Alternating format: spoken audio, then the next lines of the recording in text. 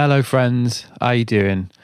It's Matt and you're listening to episode 20 of the Look Inside Those Action Sports podcast. Episode 20. I can hardly believe we've reached that mini milestone. But as we have, I hope you'll allow me the indulgence of a slightly lengthier intro than usual. And if you can't be arsed listening to that, I recommend you scroll to around 6 minutes, which is where my chat with Easkey Britton starts. But I just wanted to say a huge thank you to everyone who's supported the podcast so far. It's been a while since I did an intro where I went through the thank yous. So, episode 20, I've earned it. So yeah, when I first started, I really didn't have any idea if people would be into this. And I'm very happy to say that people seem to be genuinely really enjoying it, which is great. And people don't seem to be too arsed by my voice and all the ums and ahs and likes and all that shit. So nice one. Thanks for that. If you've listened, commented, shared, rated me, told somebody else about it, sent me an email, thanks very much, because it's really encouraged me to stick with it. And if you are enjoying it, then you know what I'm going to say. Please think about sharing it on Facebook, Twitter or Instagram, or braving the Apple podcast experience to write me a review. I've now got, I think, 50 odd 5-star reviews on there, which is great. I've said it before, they've just updated Apple Podcasts and they've somehow managed to make the app even less user-friendly and enjoyable. So if you can be bothered getting through that and leaving me a review, that would be brilliant. So what a response to the last episode with Sophie Hellier. Sophie broke the record for the most listens in a day, and people seem to genuinely love hearing a female surfer stray from the conventional narrative. On a personal note, I did also have a couple of comedy messages from friends wondering if I was particularly hungover when I did that intro. The truth is my lovely wife was asleep when I was doing that, so I was trying to keep my voice down. I did listen back, and yeah, it did sound like I was pretty hungover or something. But anyone that knows my wife will know that you wake the boog up from her nap at your peril. So hence the tone of my voice on that one, and hopefully that clears that one up. But thanks for the concern, people that texted me about that one.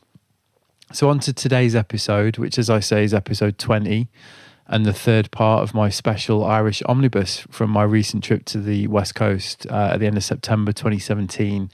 So I've been trailing this one for a while, and my guest for this episode is Irish surfer, swimmer, academic, artist, thinker, activist, environmentalist and explorer, Easkey Britton.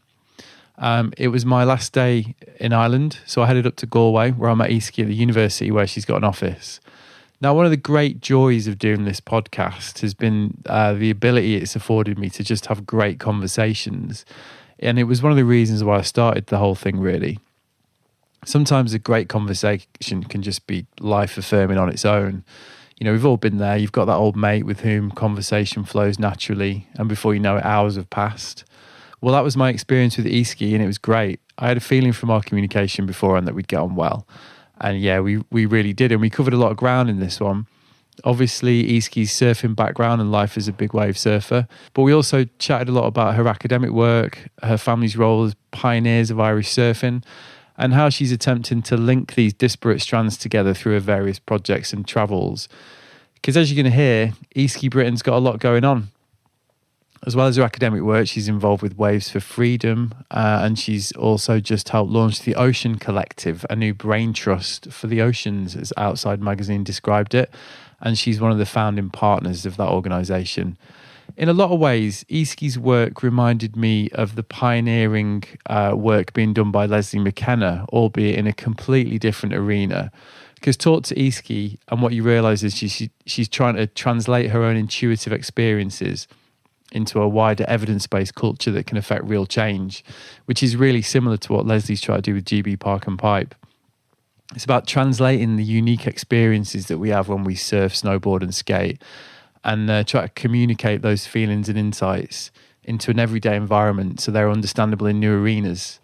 And that seems to me to be the basis of Easkey's work, whether it's her academic studies or the travelling and the pioneering introduction of surfing in Iran that we talk about a lot. And that's really interesting hearing how that's taken root since she first went over there a few years back. So yeah, ultimately, This one's about threads and how through curiosity, openness, generosity, and striving and working hard, you can create links between the things that interest you for the greater good. And as you might expect from that build up, it's pretty inspirational stuff. So I really enjoyed this one, and I hope you get as much out of it as I did. So here it is, my conversation with Easkey Britton on how to be like water. Enjoy.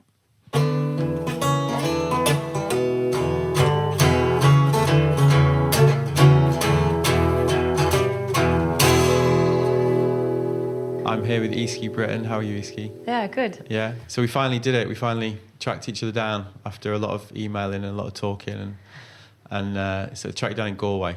Yes. Yeah. You never know where I'm going to be in Ireland at any one time. But I've been home a lot more, which has been really nice after traveling for years, kind of all around the planet. So you wouldn't have known where you might have found me before now. Yeah. Well, it was one of those, wasn't it, where we were like, is it going to be Ireland? Is it going to be London? And then you were like, oh, I'm going to be here, you know. So staying put. It's nice to see you on home turf, really. Yeah. So your home is Bundoran, obviously, but we're in Galway. You were brought up in Bundoran, right? Yes. Yeah. Over that area. That was my surfing playground backyard. Yeah. But we're in Galway, and we're in your office at the university. Yes. With Dr. Easkey Britton on the door. So tell me about that. So tell me how often are you here? Oh, I'm going to get in trouble now. Not often enough. Not often enough. No, I mean, I love it. I've been here kind of just over a year working with this new research project with a team of kind of colleagues at NUI Galway.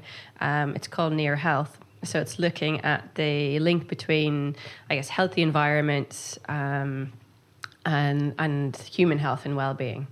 And how being outdoors, engaging with nature, what impact that has on our our health and sense of well-being, and it's looking at that in the context of Ireland, and how people are engaging with nature here, and it's funded for 3 years, and it's kind of opened up a space, I think, too, in Ireland nationally to have a conversation about that, looking at the link between the environment and human health, which is, it's it's not groundbreaking in one level, but I mean, it's just kind of incredible that hasn't been on the table for discussion until now. Well, it's something that everybody knows, like anecdotally, don't they? And personally, that there is obviously benefits. But so perhaps you could explain a bit more than what the work actually looks like. So how does that unfold? What are you actually doing? Are you working with communities? Are you working with different groups?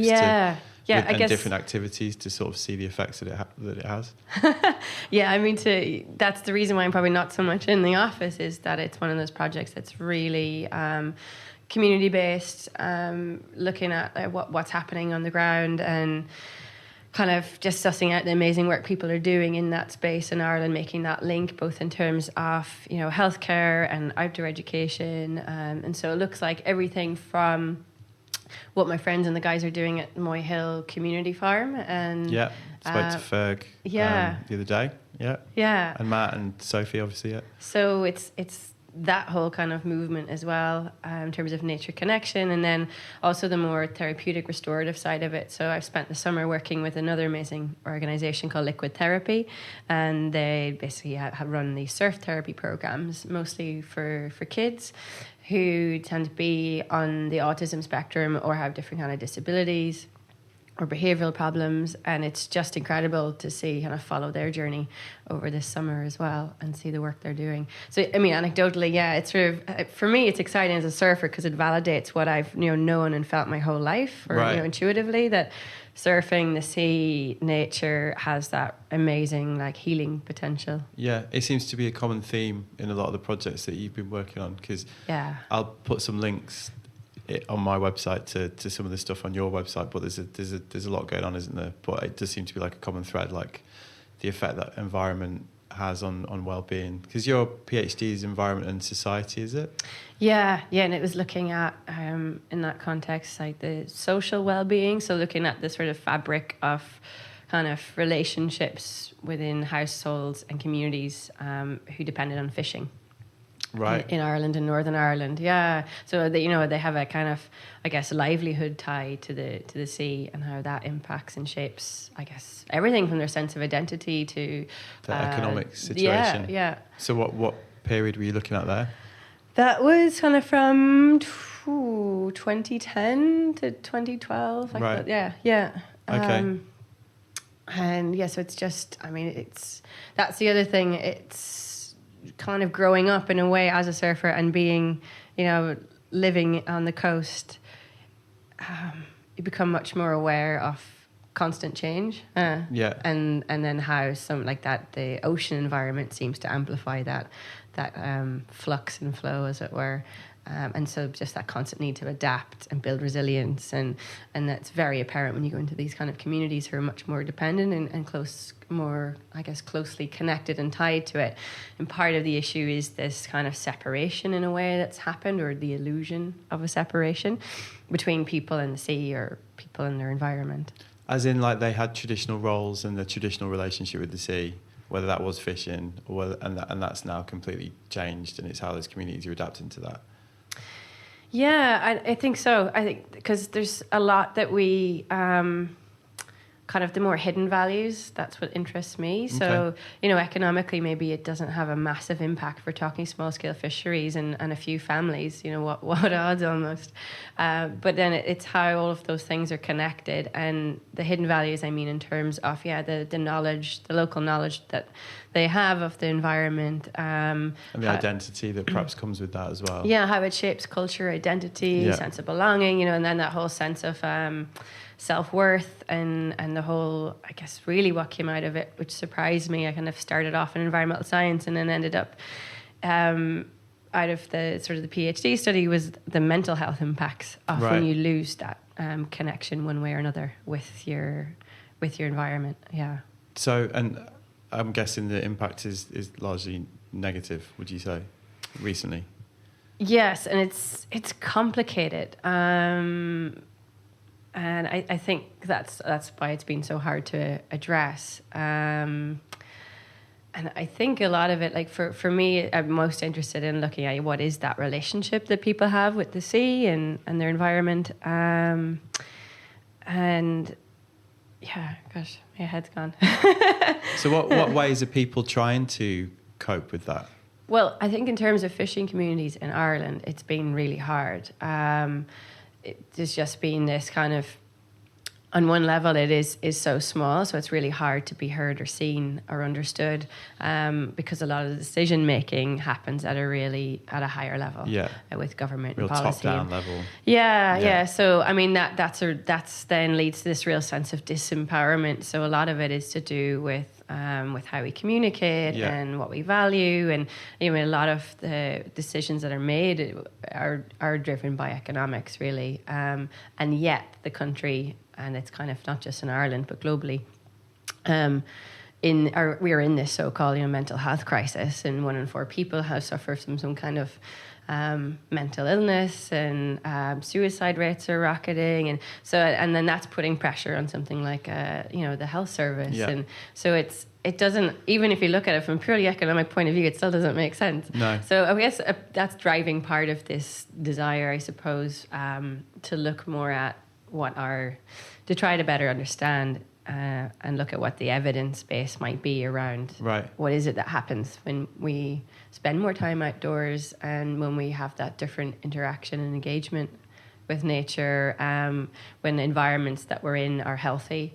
And it's amazing, the evidence kind of coming out of just how positive that is on so many levels. Yeah, I mean, that was one of the things that I took away from going up to Moy Hill, actually, and speaking to Fergal. Like, a lot of it seemed to be about like self-empowerment ultimately, like taking control much more at a grassroots level about the way that you live and the way that you don't need to rely on this like top-down kind of governmental approach to sort of get the lifestyle and the life that's going to be positive for you, and also like recalibrating a relationship with nature.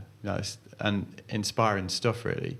And your projects that you work on then, so that's the theme that you're trying to, a positive theme that you're trying to sort of affect, like change with some of these projects. So could you give me an example of some of the things that you've been working on? Yeah, I guess for me, I've sort of moved from this whole, I guess, more intuitive way of like my personal experience of being in the sea, especially, and how that's shaped me, impacted my own health and well-being, onto like my work sort of in practice or in more sort of action oriented with experiencing surfing in a different way beyond the competitive arena in places like Iran and Papua New Guinea, which I'm sure we'll talk about in a moment, to where I am right now, which is then actually then being able to dig into, well, what is the knowledge and understanding that goes with that? How do we build a sort of evidence base? Because that is what speaks to policymakers in trying to create change. And it happens in all those different levels. And so this is really, I guess, a project that's sort of opening up that space right now in Ireland that didn't exist before, of looking at those links. And what we're most interested in with Near Health is looking at both the like barriers. So why are people disconnected in the first place, or are they? How people like value and understand nature. Like, what does that mean to us? When we say nature too, I guess that there's an assumption that it's separate. You know, it's something other than us. Yeah, that we're apart from. So there's a barrier between almost. Yeah, so the other part of the project, which I guess I'm most excited about then, is looking at the bridges. So how are people kind of... surfing being one of those. Busting that illusion of separation. Yeah. Okay, that's really interesting. So what other bridges are there? It's sort of all these kind of micro movements that seem to be lighting up. You know, like the example of like Moy Hill and growing your own food and having these community gardens, to things like the forest schools, and now they're even starting to do something similar like shore or sea schools. Right. So that's starting with your kids at a really young age. Yeah. So there's this Explorer program in Ireland that brings that element of marine education and awareness, but also you're getting out and getting immersed in your environment. And then things like the guys at Liquid Therapy, and but it's sort of happening at a lot of different levels. So you've mentioned a couple of times the relationship that you have with the sea. So that's obviously something that has been in your life since you were really small. So when did you start surfing? How old were you when you first seriously, you know, can remember being interested in surfing? Yeah. So for me, there was never really like a life before surfing. Right. And that I don't remember, you know, and I don't remember my first wave or... It was just always part of your life. Yeah. So we kind of just go on my photos and stories. I guess I was probably 4 years old when I first stood on a surfboard. Right. In Rossnowlagh in Donegal, where I grew up.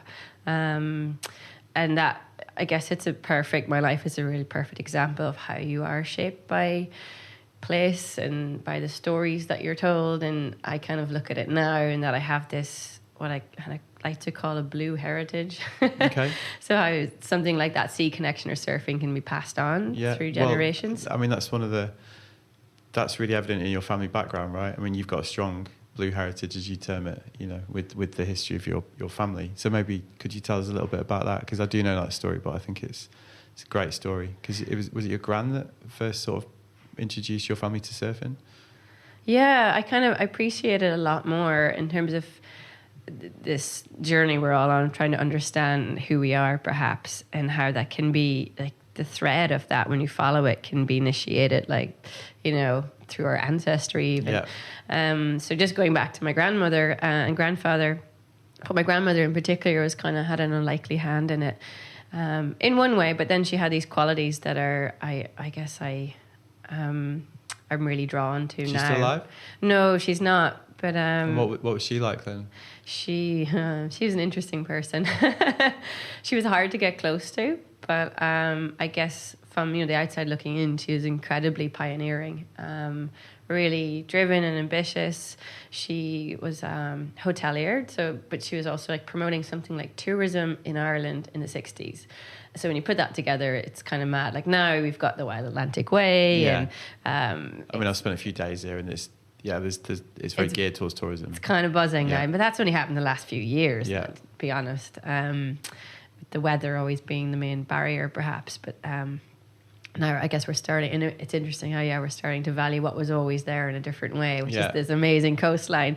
And somehow she had that foresight even then. So they'd bought this what started out as a really small kind of guest house on Rossnowlagh Beach, herself and my grandfather, and then kind of grew it and built it from there.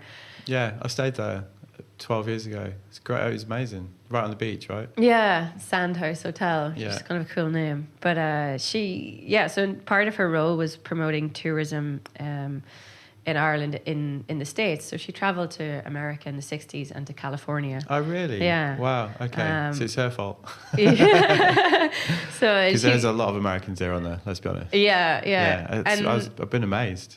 Yeah, with the ties, isn't it? With that whole Irish ancestry part. Wow, perhaps. that is really pioneering, though. So she was working. Was that her own initiative, or was that? That was with Fáilte Ireland at the time, the Irish sort of tourist board.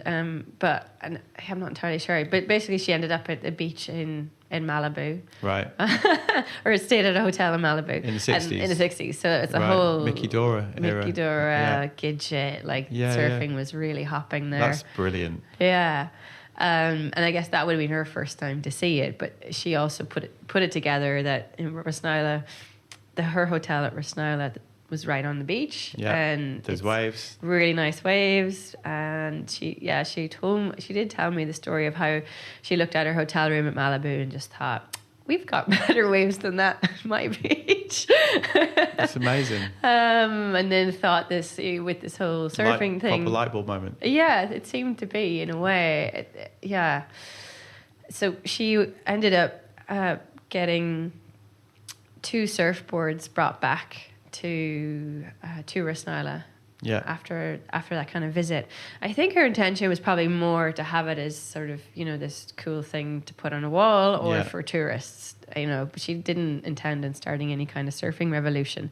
Maybe that's how revolutions start. I don't know. Yeah, or dynasty. No, I think she was always, or at least she let on that she was always a bit annoyed that the majority of her sons turned into surf bums, as she called them. Did she surf? No, she never surfed. Did she ever try it? No. Right. I mean, she's someone now I would love to have a conversation with. Yeah. I mean, it's a great story. Right. But then your dad, obviously her son. Yeah. And how many brothers were there then? Well, she had 5 sons. Right. And 4 of them all got into surfing at the time. Yeah. And dad being the kind of the middle brother, I guess. So it's Barry, right, your dad? Barry, yeah. And if you're like, he was 12 years old at the time, and you've got these things that land from back. America. Yeah. I can't imagine how exotic that must have been, having never seen surfing. Yeah, God, I mean, I remember being a kid in the 80s and seeing skateboarding, and it was like something from another planet, It's like, what is this? So, you can imagine. They had like maybe some reference material in like Reader's Digest, and then the travelling surfer who would come by, which that didn't happen. It was a year before they were a year lying down on the surfboards before they saw someone who came to Rossnowlagh. Really? A surfer from the UK. I can't remember his name. And he was standing up. He was standing up. And they were like, what? You're doing it wrong. Wow, that's brilliant. So it progressed from there. Yeah, and just happened to have Bundoran and Easkey. Then they happened to, I can't imagine what that must have been like too, like surfing all those waves for the first time. Did they pioneer all those breaks then? Yeah, I mean, at the same time, then I guess there's different catalysts that happen and that seem disconnected, but then all come together. So that was that sort of turning point in Irish surfing as well. There was a few groups of people who started to gravitate towards it, and there was a group, kind of a gang of them up in Northern Ireland, in Portrush as well. Yeah. And they used to sort of like buddy up and go on road trips in Ireland, and then actually all the way down through Europe and into Morocco and stuff in the 70s. And then so everybody linked up and finally created the community. Yeah. Okay. And I grew up, I guess, then with all those stories. You're named after the wave, aren't you? Yeah. If you're named after a wave, and it'd be hard. I don't know, if I didn't surf, it would be. Yeah. Did you ever sort of chaff against that though?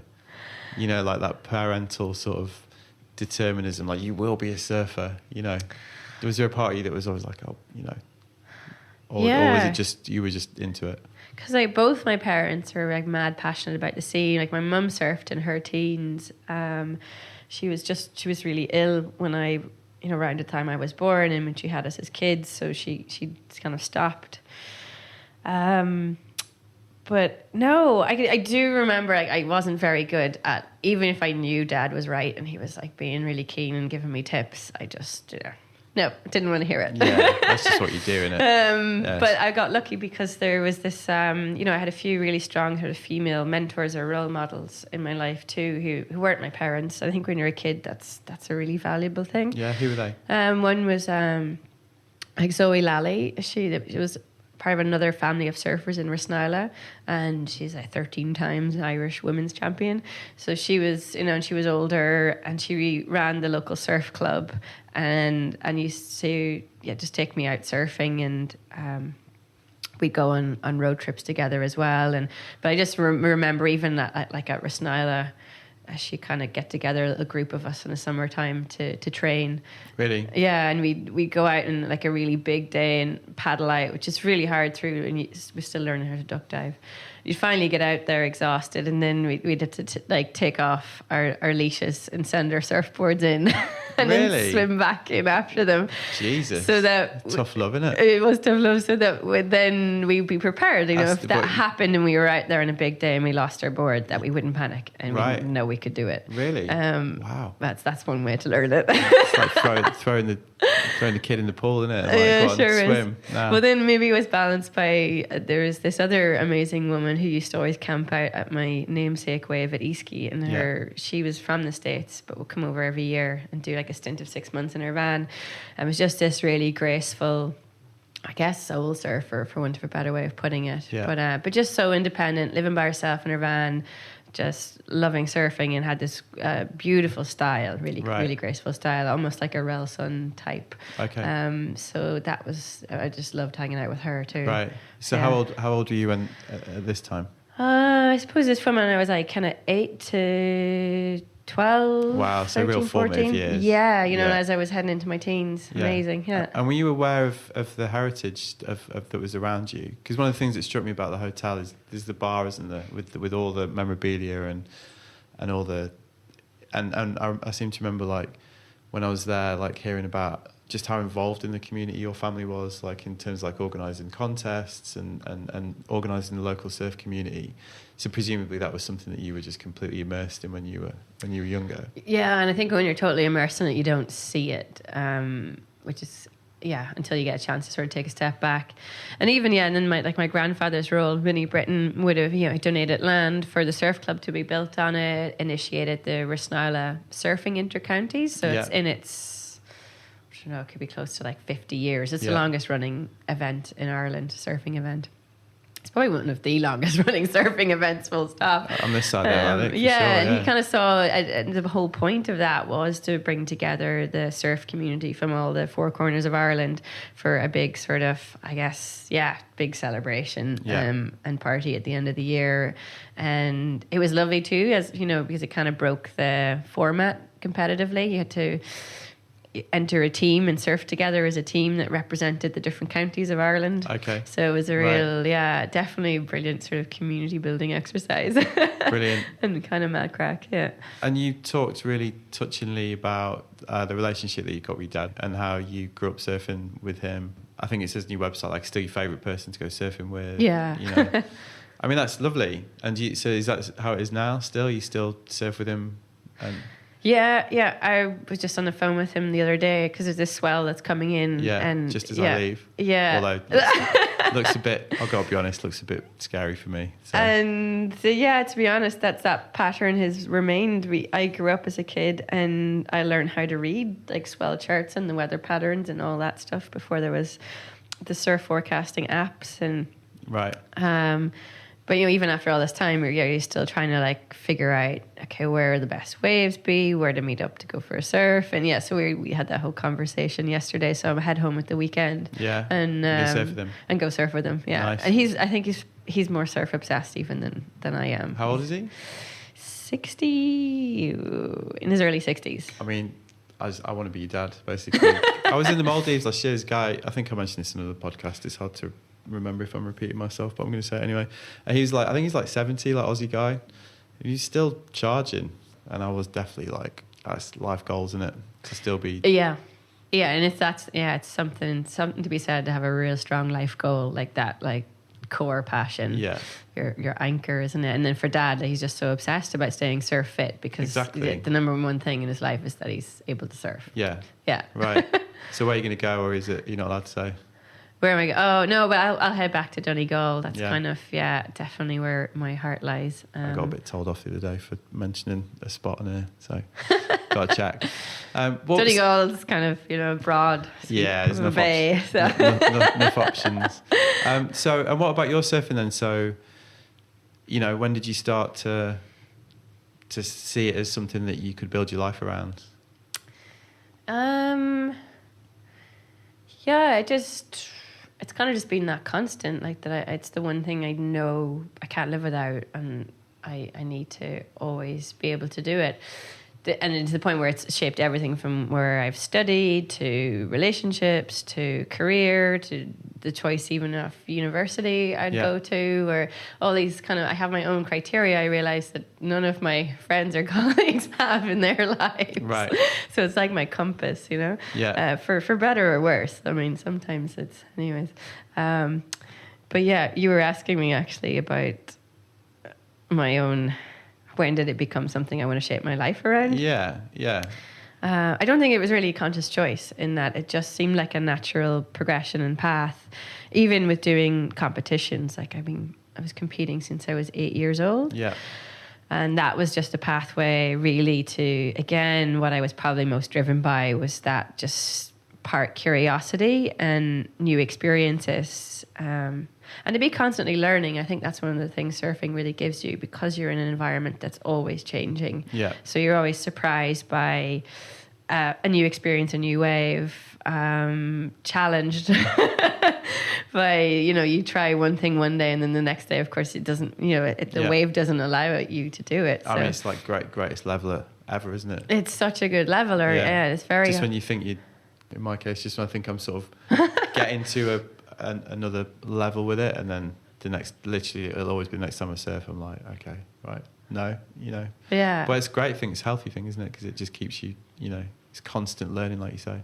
Yeah. And so it's still like that for you now? Yeah. Maybe a silly question, but So I guess I was mad hungry to go. It's pretty restless, and still am. I'm trying to stay within the confines of my own country for a few months at least. Right. And I'm loving it, but I'll get back to that in a minute. But the whole, with the surfing thing then, as growing up, it was this gateway to travel, either with the Irish surf team or doing the contest circuit abroad. And for me, I think the competitions were more the means to an end. Yeah. I mean, they were great in terms of they certainly give you good focus and discipline and something to aspire to.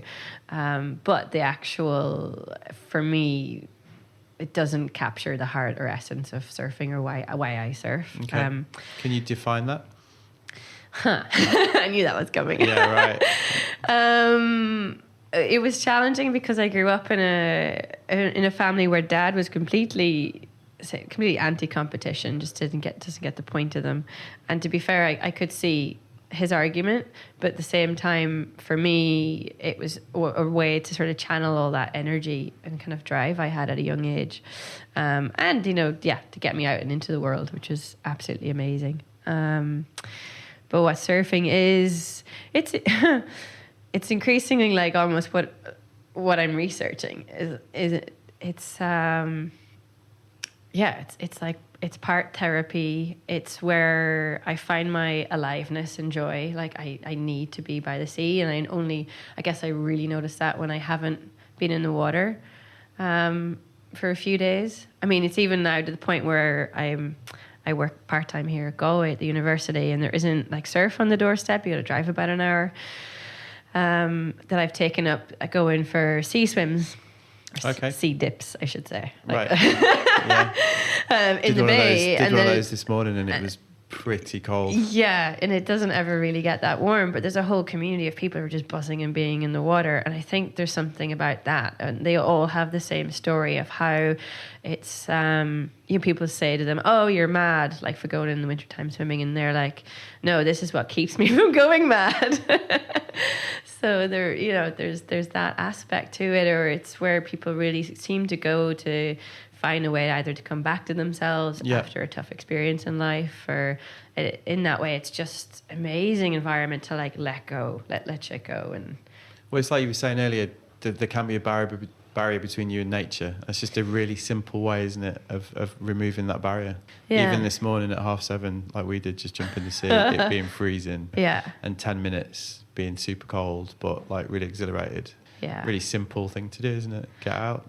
Yeah, and for me, it brings to life all these kinds of concepts or theories or ideas, or, you know, that whole fallacy of the separation between self and nature, or how we've kind of designed our culture and society to be, separated from it. So erect more barriers between it. Yeah, and I mean, you know what it's like. As soon as you jump into the cold water, that instantly becomes utter bullshit, because your entire body is affected, you know, right from the cellular level to, you know, how your mood is, your brain chemistry. Like, there's so many changes happening in your body just because you came into direct contact with the sea. So that stuff kind of blows my mind, and it sort of seems to be part of this kind of movement that's happening globally too, and a lot of it is kind of being sparked by.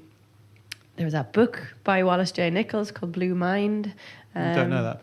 So this idea, I kind of really like this idea of a blue mind. You know, that ocean connection we all have as humans on the planet, whether we've never been in the sea or not, because it's the life support system for the planet. It's the air that we breathe, you know, is created it comes from the ocean. And I think that's one of my favorite things to ask when I do workshops. Is we've been trying to like get people to think. It's like a perspective shift that needs to happen. So trying to get people to think about that connection, and obviously to breathe is the most important thing, you know, for life. And most people will say, when you ask them, where does the air come from that you breathe? They'll say trees, and actually then it's amazing. Like, I think over 70% is actually created billions of years ago by phytoplankton in the ocean.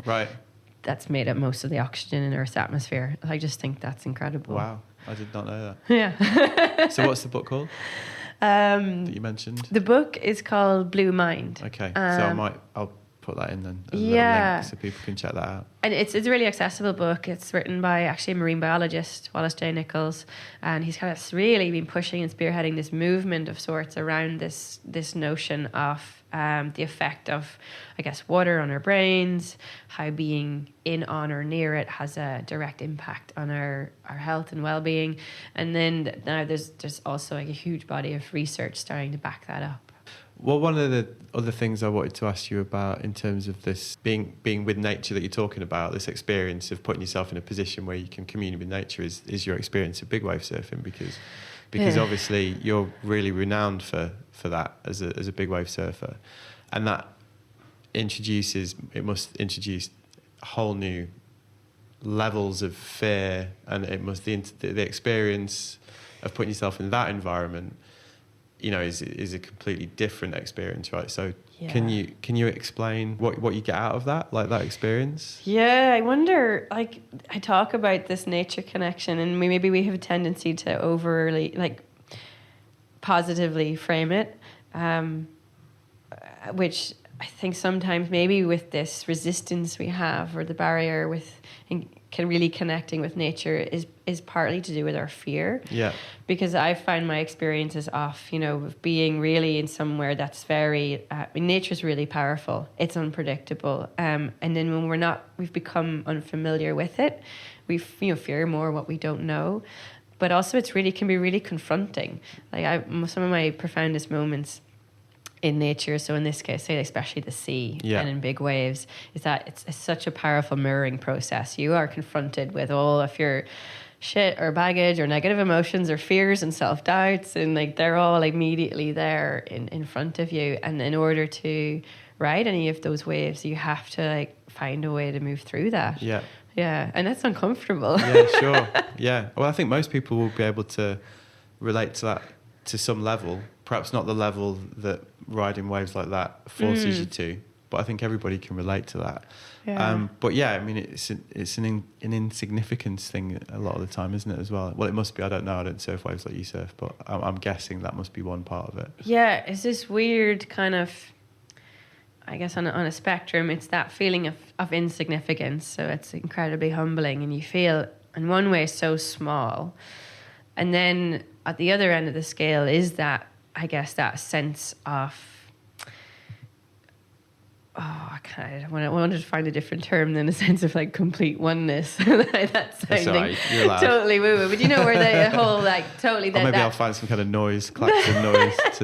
With that sense of separation completely dissolves, where you're out of your own head and ego, and you're not judging anything, and you're just I guess really what it is like that total presence in the moment. Yeah. Without having to sit and try to work your way through a mindfulness app, like it happens. Yeah. I mean, we went to the cliffs today, and the cliffs down near Lahinch, and everything about that experience of walking down there and paddling out there, you know, must before you've even got out there, must be contributing to this feeling. Because I was kind of looking at that whole setup and just thinking, Jesus, I mean, this is, you know, everything about this is humbling, even when you're just looking at the scene, you know. So to actually take it upon yourself to go paddle out and try and get some of those waves must be, there's a lot going on to sort of make yourself do that. Yeah, and I guess we can be really hard on ourselves, or I should use the universal we. I can be really hard on myself.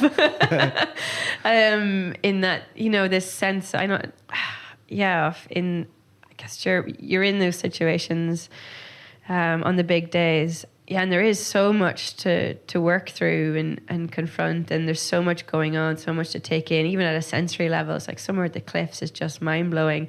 And I think for me, increasingly, my approach now has been about how to, I guess, celebrate those kind of micro moments, like really allow myself to just take it all in and feel it, and not get ahead of myself of wondering, oh shit, what if I don't get a wave today, or what if I, you know, all the what ifs, which are again fear-based. So it's an amazing, I guess, and going back to a therapeutic way of looking at it with big wave surfing, is that it really helps you work through all those kind of like that negative self-talk, I suppose. Is it enjoyable in the moment, or is it like when you're actually surfing out there, or when, you know, or is it afterwards that you can enjoy it?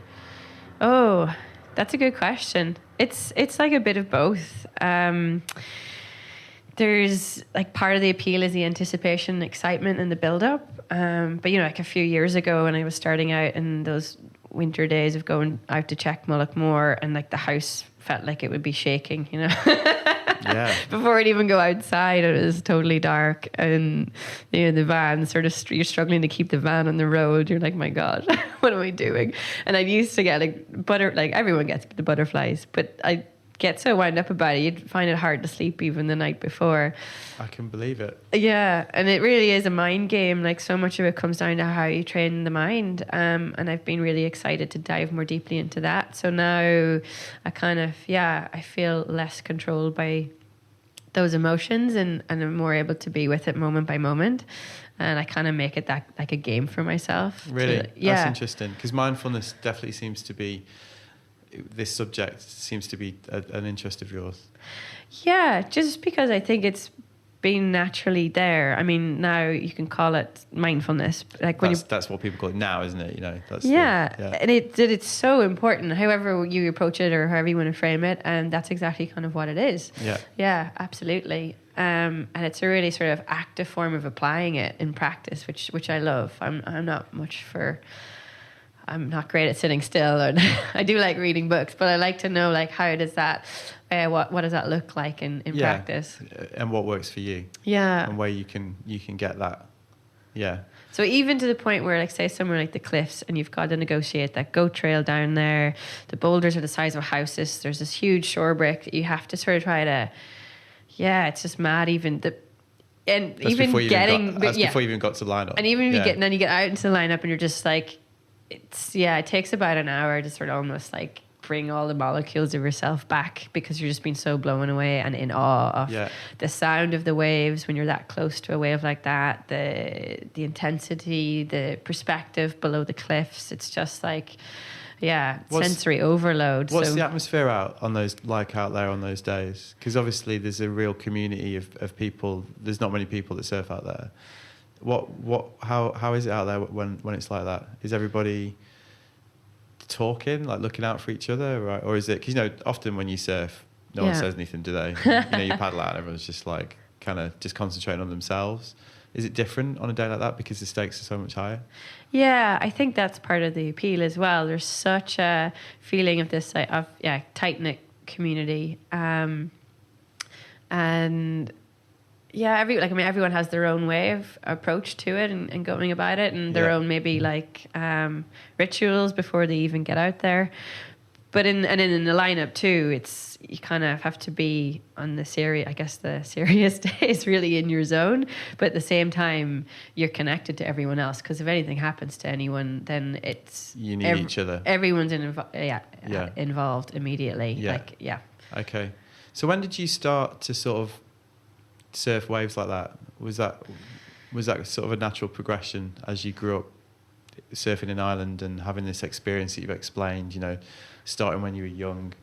Was it just as you got older you just like, that's the next sort of thing for me to take on, as it were?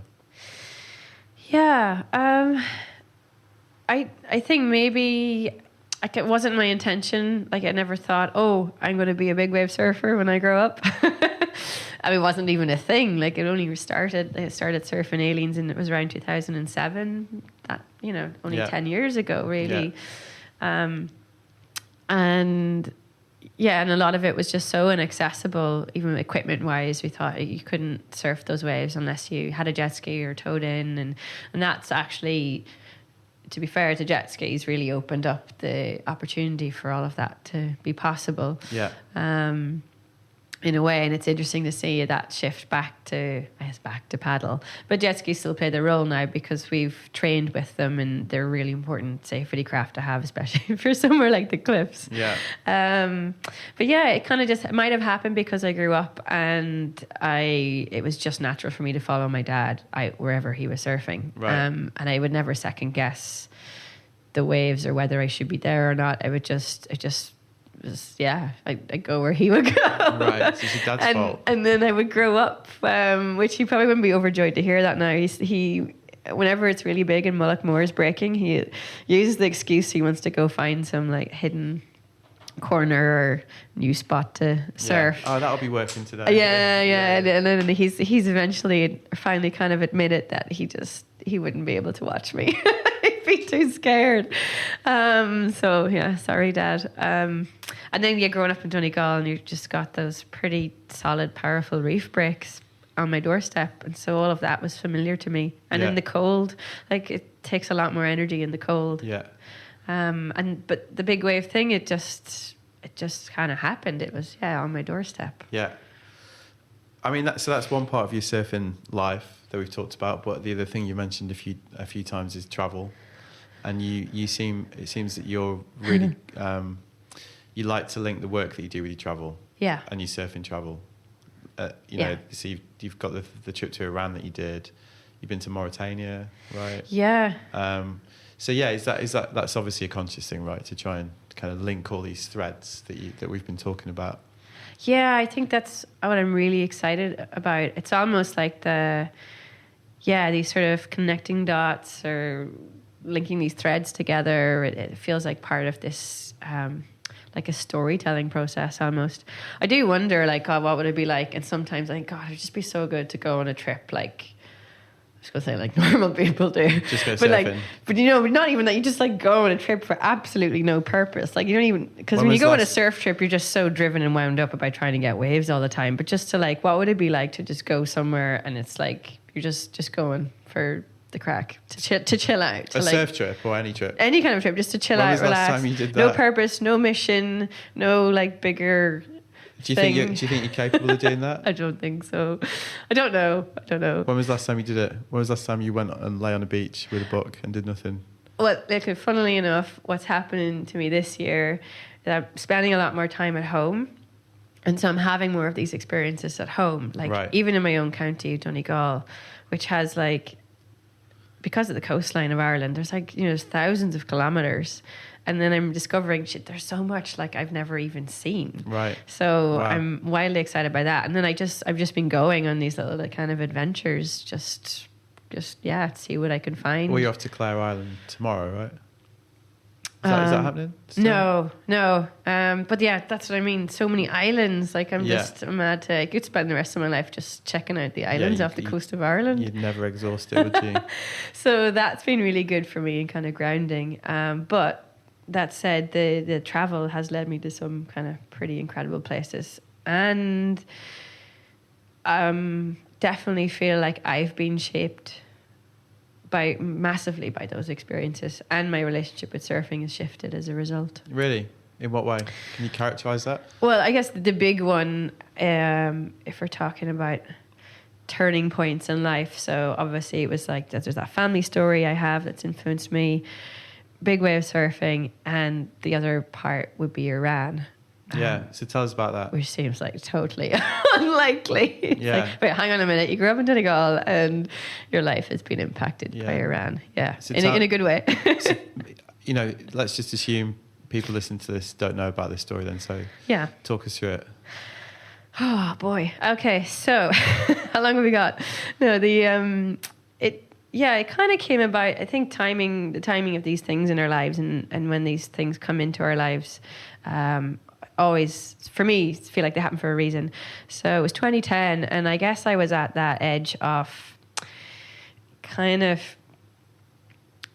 for me, being a bit more disillusioned with the whole like competitive surfing circuit, wanting something more, and then I had just started my studies in Northern Ireland, started the PhD, and so I was basically in that transition space, and I was dipping my toe into the big surf world. So what, you like 22, 23 at this point? 2010, 7 years ago. You got to be careful here. Yeah, something like that.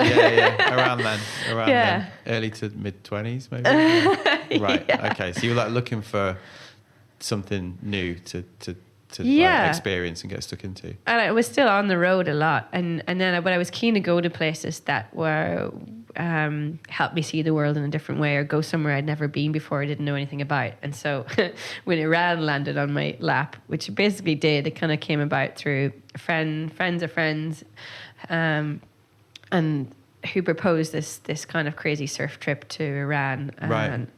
And I think because like Storm Rider had... Who was that?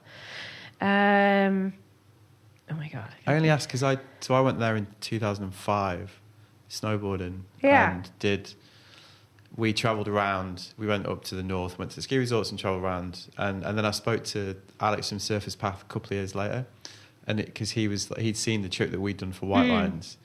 And then he phoned up and he was like, what was it like? I'm thinking of doing a trip. Ah. I don't think they did it. No. But, right. I mean, so that's the thing. I think it was, we're definitely the first to think about it. And not even the first to go, because Storm Rider had published the year before. 2 or 3 guys from France had gone. But they were more like what we were doing, which is just almost like a bit of, bit of regime slumming, if you like. You know what I mean? It's a bit like, let's go somewhere really weird and go. Yeah. Which I'll be honest is pretty much I really wanted to go to Iran. Like, I knew a lot about the country. And like, I definitely was interested in the culture, but it wasn't a particularly selfless thing, whereas what you've done is nobler, let's say. Oh, it didn't start out selfless at all. It was kind of the same thing. It was like, oh, cool, let's go to some far-flung corner and surf, see if we can get surfing. But it was sort of feeding to that narrative of the whole like adventure surf trip and get a cool story out of it. Yeah, okay. So you're as bad as me at the start. Yeah, totally. Just need to be straight up about that. But then you add in a few twists and turns, and like a lot of people, and basically there were numbers fell by the wayside when push comes to shove to get people to go to somewhere like Iran. Yeah, it's a big commitment. People were scared when we went. Yeah. A couple of the lads I went with were like, really didn't want to go. Yeah, people were really scared that I was going, like my family included. It took them a good few years for me to convince them, no, actually, it's a really cool spot. Yeah, it's actually really friendly. Everyone's really nice. And then the visa process was kind of a nightmare at the time too. And so one thing and another, it ended up like just being myself and this other woman, Marion Poiseau, who is at the time an aspiring French filmmaker, and she just came along with a really like small camera, and I rocked up with my pink surfboard. With the guy who organised the trip, Stuart, who writes a lot for Lonely Planet, and he missed his flight out of France and basically just didn't show up. Right. Couldn't get there. So you were just in Tehran. So but then he had all the information on it. He kind of, I didn't normally. Did you get like a media visa or a tourist visa? No, I mean the first time we were on a tourist visa. Because we had to get media visas. They yeah. And it was really expensive, but I was a bit like, okay, yeah, definitely go by the book on this one. And for us, because we didn't, it was very much super low key. Yeah. And so it was myself and Marion, and I'd never met her before. So our first time meeting in Tehran, 2 women, one with a camera, one with a surfboard. Yeah. And we're like, okay, so here we are. And we don't really know where we're going or anything really. So where'd you go? We just decided, we're here now, we may as well carry on. And there's definitely solid bonding happened there with the two of us. And we went with this, it was like a tour company. From Shiraz, beautiful city, but like then the foggiest notion about where we were going either. Right. Because where we went is like where you, even still, it's kind of changing a bit now, perhaps because of the surfing. But when you talk to Iranian people and tell them where you're going to like Chabahar, it's like, what? Why would you go there? Right. So it's in the southeastern corner of Iran, definitely the remotest, most marginalized. So is that like Baluchistan sort of area? It's in the Sistan Baluchistan province. Okay, between Pakistan and Iran. And right next to the border of Pakistan. Proper borderland. Basically. Yeah, total borderland. Yeah. With everything that goes with borderland. Yeah. With the drug trafficking and the smuggling and and so I had Iran gets negative press. Yeah. This part of Iran gets unbelievably the worst part. Yeah. Which there's stuff goes on. It's nature of the world, but it's so not an example of what the everyday experience is like and what the people are like. No. And it's such a shame because the Baluch people and their culture is just like mind-blowing hospitality. They feel like I've got a second family over there now. That was the one thing I thought about visiting that country. Of all the places that I've visited, that's the furthest gap between what you think it's going to be like and what it's actually like. Yeah. Which is always the way when you go to those countries. Yeah. You go to somewhere like the States, you kind of know what you're going to get. But over there, you go with one expectation, usually brought on by the news and popular culture. And then when you're there, it's just completely different.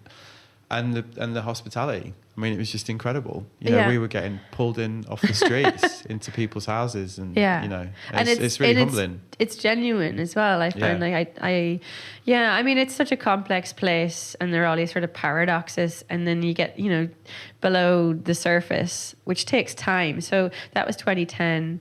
We went back in 2013, which was probably the real turning point.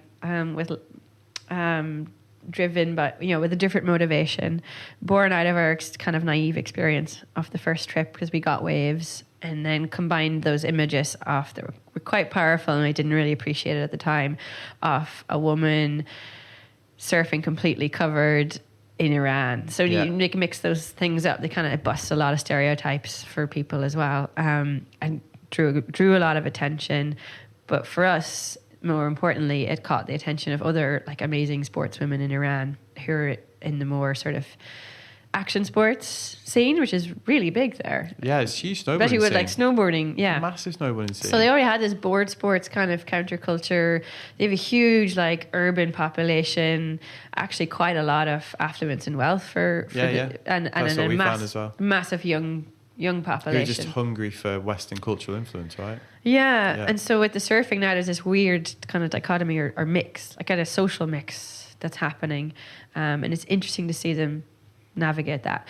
But you have this mixing of class. So it wasn't even so much gender with, women being able to surf, but the class divide. So with people coming with that totally different perspective and mindset from within Iran, from the cities like Tehran to this part of their own country where they just would have avoided, let's be honest, and mixing with people who they would have had probably very different opinions with about. But then when you have this shared experience, and like you said before, how the sea is this total leveler, and when you're introducing something playful into the mix like surfing, it creates a very different set of opportunities and possibilities. And then I think the other narrative I really like about Iran is because those women were really up for that sense of wanting to experience more and to push their own boundaries, and inviting Marion and I to come back to try out surfing, especially Mona Siraji and Shala Yassini. They're the two first. They're as far as we can tell, in Sistan, Baluchistan, that part of Iran, which is the only part exposed to open ocean swell, quite possibly the very first Iranian surfers, right? Not just Iranian female surfers. Yeah.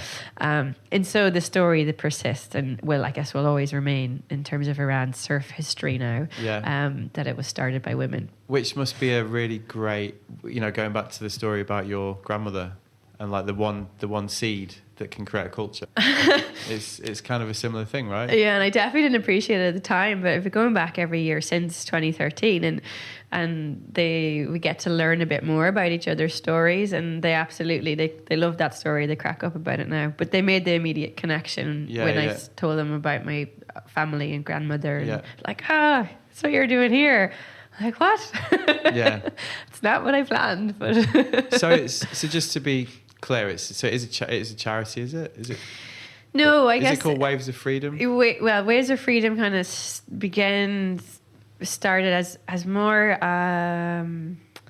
It didn't become a charity, but more sort of a non-profit voluntary organization, basically a container where we could raise funds to bring surf equipment over to somewhere it just didn't have access to any of it, to begin to start to build something, and create more opportunities and possibilities that way, and sort of basically to fundraise for those kinds of things. Yeah. And then now it served its purpose really after kind of the first 3 to 4 years. Surfing has really taken root there, right. And it's much more now about how we facilitate more skills-based and knowledge-based sharing.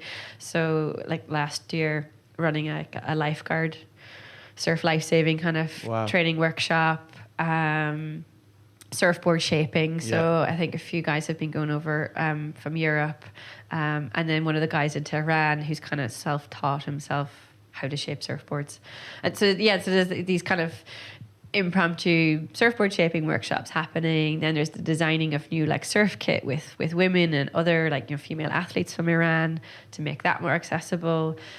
They set up their own, they have their own governing body now. Iran doesn't do things by halves. They go big, and they organizational hierarchies, for better or worse too. So there's a surfing association now, but they've facilitated having the first surf instructor, ISA surf instructor course. And that's a government thing then? Yeah. So they've become involved? In the space of, what is that, 4 years. Really? Yeah. Wow. And what do you think?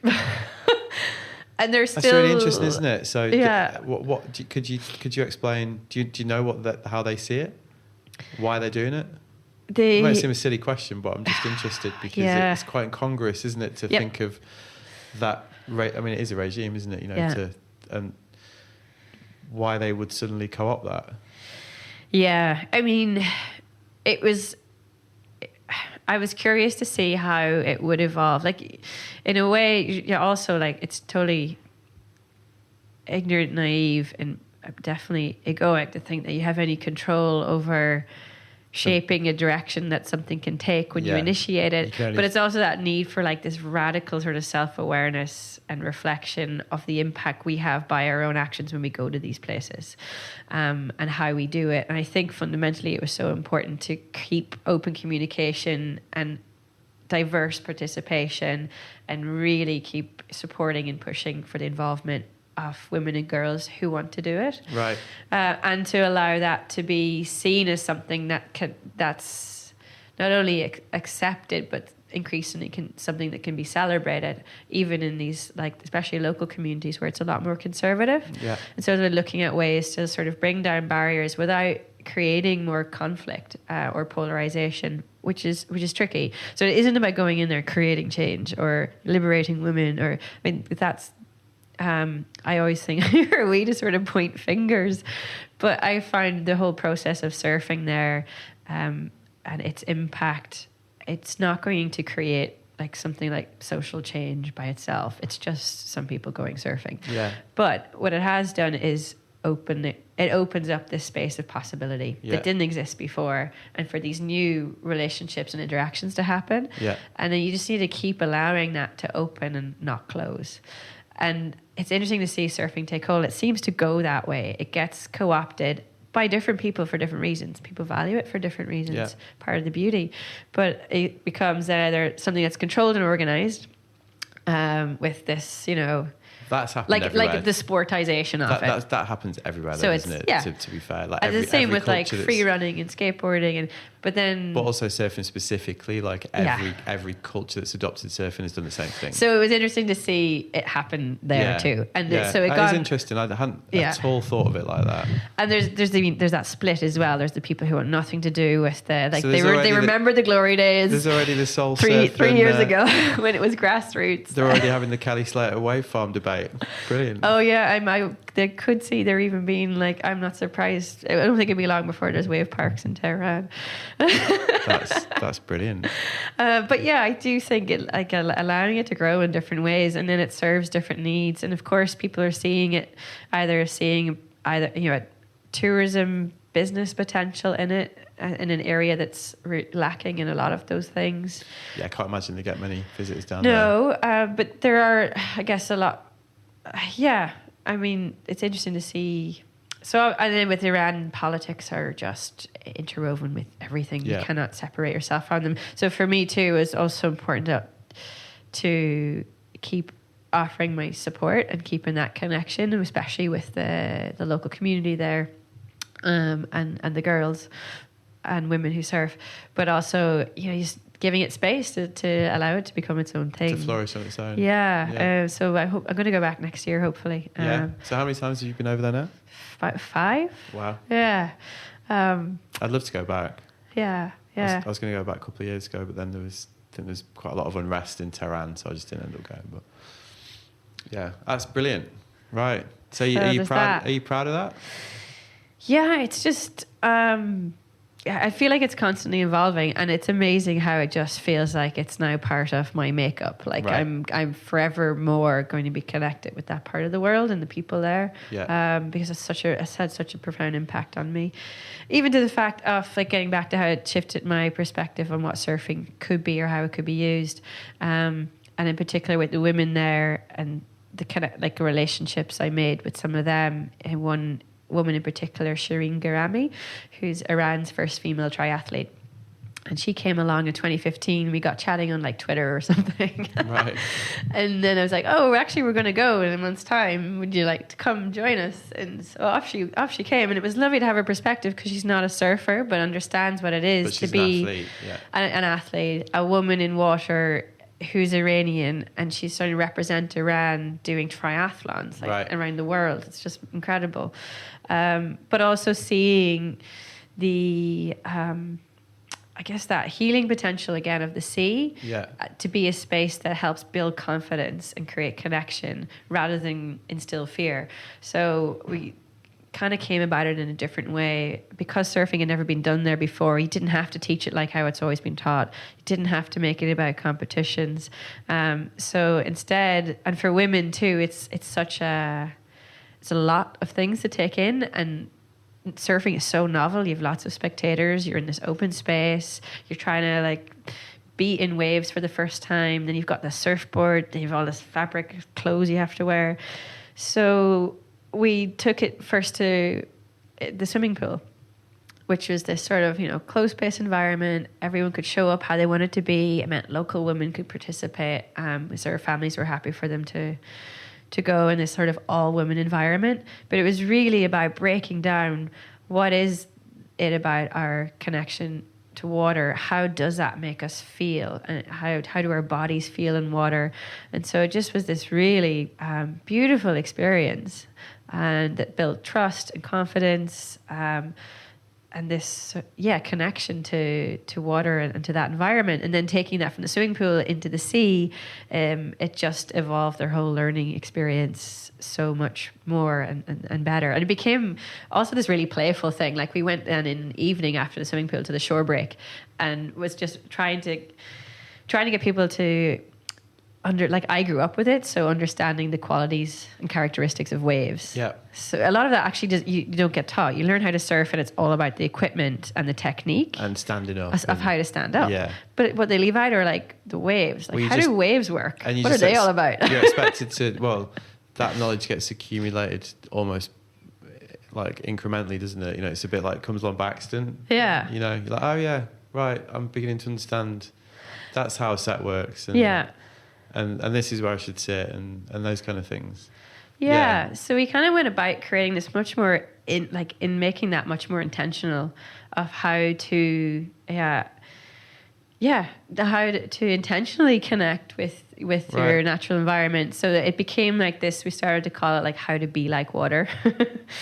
So it was kind of zen, and then just this taking the sort of competitiveness out of it and making it more playful as well. So literally going in and allowing yourself to be smashed by waves, as you would have as a kid. And then you learn very quickly of the force and energy and how far that can carry you. And then it became this, we're kind of developing it into a program so I've kind of taken this sort of those lessons learned in Iran and starting to do it elsewhere. And we created a kind of a platform or home for that at the moment for these, these things that we're experimenting with. It's called Like Water. And that's where we're building this sort of like programs and workshops to kind of experiment with how do we do that? How do we become more like water? How do we connect with these environments that maybe seem intimidating or scary? And within that are all the things of how you overcome like fears and challenges in the everyday anyways. So one example is like this wave play one, like what happens if you meet a wave with resistance?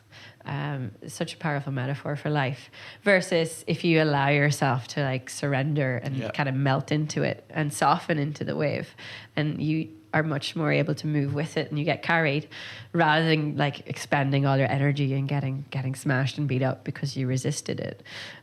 So then that's just a really kind of, I suppose, visceral way to get at people to begin to understand that in their own lives, of where they're meeting resistance and why, and how do you find flow? It's like there's, again, that seems like such a fluffy kind of, well, not fluffy, but it's like, well, what does that actually look like? How does that feel? How do you find flow? Yeah. And are you finding people understanding those connections? Yeah, I mean, it doesn't have... Because it's a metaphor, isn't it, obviously? Yeah, basically it's this really... And I think as surfers... powerful metaphor. Or snowboarders or anyone that's in sport, you kind of can understand that metaphor. Yeah. But do people need help with it that perhaps don't have that background, or is it something that people can understand? Yeah, I think like, metaphor is such a powerful way to communicate anyways, but I also think we have this over-dependency on... in terms of knowledge, it being very word-based or... rather than experience-based. Yeah. Yeah. So this is something, you don't have to like get it. You don't have to... It's a feeling. But you almost flip it the other way, and you sort of feel it first, and then you can make sense of it on reflection afterwards. So it doesn't... Yeah, you don't have to... There's no over-explaining needed. You start to get it once you put yourself in. Yeah, once you if you can allow yourself to step out of your comfort zone and trust that space for a moment, then Right. Wow, that's fascinating. So what's the next trip for you then? Because, you're busy. That's what I'm gathering. Everyone says I'm busy and trying to find a way to reframe that as well. I mean, you've got a lot going on. I do. I think it's because everything I do, I'm widely passionate about it. Yeah. So I just get really excited, and I'm doing a lot, but for me, it feels like it's all connected. I mean, it didn't always feel like that way, and I definitely felt a lot more fragmented in myself. And then felt hard to bridge those worlds of, well, are you a surfing athlete, or are you an academic, or are you an activist, or are you an artist? Like, what's going on? And I find they're just different mediums of exploring and communicating the same things that we've talked about. Yeah, because there are definite themes, aren't there? Yeah, that link up each of these endeavours and activities. Yeah. So instead of, I used to sort of try to, separate them or put them, compartmentalize them, so I didn't seem like a crazy person. And then increasingly, actually, I'm just letting it all, like the boundaries, that'd be the story, dissolve, and it just being, this is all of who I am. Yeah. Yep. And it's make things a lot easier. Yeah. Well, you've been doing, you do like quite a lot of public speaking, don't you, on this, and you've done a TEDx talk, haven't you? Mm-hmm. And it seems like you do quite a lot of that. Is that something that you enjoy, or? Actually, fully, with the TEDx talk, I mean, it doing that in Dublin at the time was amazing, and it opened so many doors. And you just think, with your own story, it led to this kind of interesting process of reflection for me. So you have to dig into, well, what is it that I've got that's worth telling? Like, why would anyone want to hear my story? And so about how we communicate as well was interesting. But the whole public speaking thing. So the TEDx talk was at the Grand Canal Theatre in Dublin at the time, and it was, I think capacity is about 3,000 people. Yeah. So daunting. A sea of people. Yeah. And I'd done, a few presentations before that, but nothing to that scale. And I will never forget the feeling of just walking onto that stage, and like you're committed then, like the light's on you, the timer's started. And there's quite and you can't very well go and run off it. No. Then. Well, you could, but. And also there's quite a high bar on TED Talks. I've had some good speakers on there. So I remember just every fibre of my body just like screaming at me, get off the stage. Right. Like, what are you doing here? And then afterwards just feeling like I would happily take on, like get a 30-footer on the head at Mullaghmore and have to do that again. Really? Right. But that said, Isn't that more you put yourself in those situations, it does become... It's just another way of controlling your fear, isn't it, ultimately? Yeah, I was going to say it becomes easier, but no, I just think you just get more intimate with your fear. And also I think a lot of that kind of thing is just about projecting, how you project your intention, isn't it? Yeah. Because I think ultimately an audience wants somebody on a stage to succeed, and I often feel like they just need permission to enjoy it. Yeah. And if you've got the confidence, or you appear to have confidence, then that's almost all they need, really. And then all you need is a little bit of affirmation from the audience, and you're probably away, aren't you? Yeah, like I actually use the same techniques really? that I used before I went into a heat when I was competing at surfing, or before I go big wave surfing. I do the same before I go on the stage to speak. And a lot of it is, for me, all those things actually. But say with public speaking, it's about creating connection, and what is it that creates connection? And I think it's when you're really in yourself, when you're speaking very openly and from the heart, when it's really authentic, and when you have that sort of trust in your own self and knowledge, and kind of just fully embrace that and own it, and then let go of the expectation or judgment of how you think other people might see it or feel it. Yeah. And just kind of own that. And then easy to say now. It's so easy to say. It's really hard to like when you got 3,000 people looking at you and a camera on you. Yeah. Well, I'll obviously put that up because it's a fascinating talk, that, and I'm sure a lot of people have seen it, but I think people really enjoy seeing it after hearing you talk today. It's because that was 2013 as well. So I actually did that 3 days after I came back from Iran. My mind was like blowing, and then I had to piece together the talk in 3 days, because obviously the talk completely changed based on my experience in Iran. Yeah. But it was nice. It captures that story as well of the beginning of surfing there. Yeah. So we should. What are we on? We're on 1 hour and 15. Oh, geez. Yeah, no, it's gone quick. It's been great. It's gone really quick. I mean, it's a good sign. It means so I guess the question I often ask people on this is, it's quite pertinent with somebody like yourself who's got so much going on. Like, what is the next thing? Like, do you have any ambitions left, or is there something in the future that you're thinking about that?